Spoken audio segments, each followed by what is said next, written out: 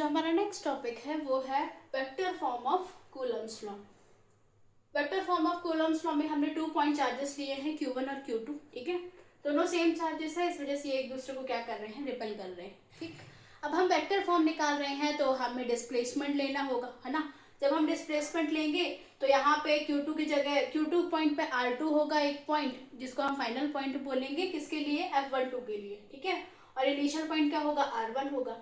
इसी तरह Q1 के लिए R1 इनिशियल पॉइंट होगा और Q2 के लिए क्या होगा, R2 इनिशियल पॉइंट होगा। ठीक है, अब जब हम F12 के लिए F12 के लिए क्या निकालेंगे, डिस्प्लेसमेंट निकालेंगे, तो क्या हो जाएगा, final point minus initial point. Final point क्या है, R2 है, और इनिशियल पॉइंट क्या है, R1 है, तो R2 माइनस R1 कर देंगे। ठीक है, और जब हम F21 के लिए क्या निकालेंगे, पॉइंट निकालेंगे, मतलब कि डिस्प्लेसमेंट निकालेंगे, तो क्या हो जाएगा, R1 माइनस R2 हो जाएगा। इसका जो डायरेक्शन है वो इधर साइड जा रहा है और इसका जो डायरेक्शन है वो इधर साइड आ रहा है। ठीक है, तो यदि हमको F12, अभी हम किसके लिए निकाल रहे हैं, F12 फोर्स के लिए क्या निकाल रहे हैं, vector form of Coulomb's law निकाल रहे हैं। तो अभी आपको F12 इज इक्वल टू क्या पता है, Q1 Q2 upon R square, और यहाँ पे क्या कर देंगे, 9 इंटू 10 की पावर 9 कर लीजिए। ठीक है, अब आपने क्या लिया हुआ है, F12 लिया हुआ है। ठीक, ये किस फॉर्म में, अभी ये तो स्केलर फॉर्म में, हम इसे किस में कन्वर्ट करेंगे, वेक्टर फॉर्म में कन्वर्ट करेंगे।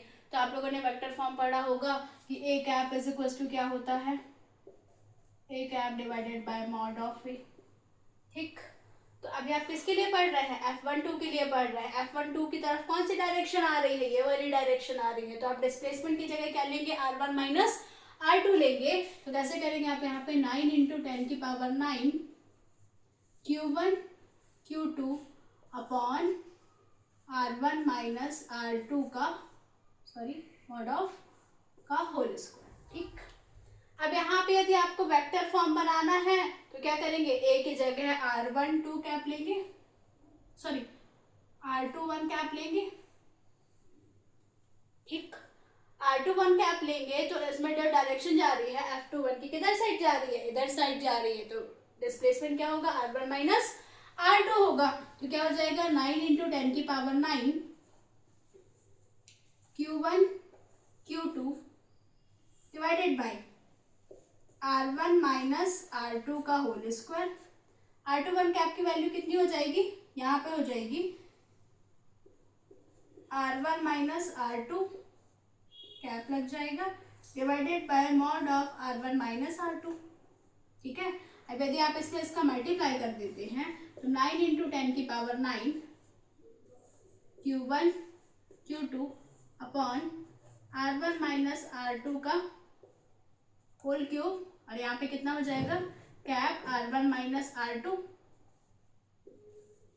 Okay, F is equals to, यही क्या है, F12 के लिए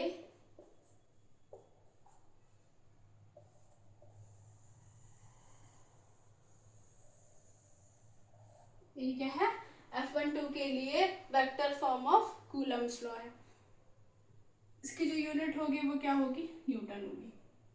अब इसी तरह आप F21 के लिए भी निकाल सकते हैं, बस दोनों में इतना फर्क है कि F1 है तो वो उसके ऑपोजिट डायरेक्शन में होगा F21। इसका मतलब क्या हुआ कि equal in magnitude but opposite in direction, equal in magnitude but opposite in direction. अभी आप यहाँ पे फोर्स लगाएंगे, F12 निकल आया, इसी तरह आप क्या निकाल सकते हैं, यदि हम F21 निकालेंगे तो F21 कैसे आ जाएगा, 9 इंटू 10 की पावर 9 ठीक, Q1 Q2 डिवाइडेड बाय, यहाँ पे कितना हो जाएगा, R2 माइनस R1 हो जाएगा का होल क्यूब, यहाँ पे कितना हो जाएगा ब्रैकेट R2 माइनस R1 का कैप। ओके, ये किसके लिए है, F21 के लिए, लेकिन यहाँ पे क्या है, ऑपोजिट डायरेक्शन है, तो यहाँ पे हम क्या कर देंगे, माइनस का साइन लगा देंगे। तो F12 इक्वल्स टू F21, इसका मतलब क्या हुआ, दोनों जो फोर्स है वो मैग्नीट्यूड में तो इक्वल है, लेकिन दोनों क्या है, ऑपोजिट डायरेक्शन में, एक इधर डायरेक्शन में जा रहा है, एक इधर डायरेक्शन में जा रहा है। ओके, तो ये आपका जो टॉपिक है vector form of Coulomb's law, ये यहाँ पे कंप्लीट होता है। Thank you.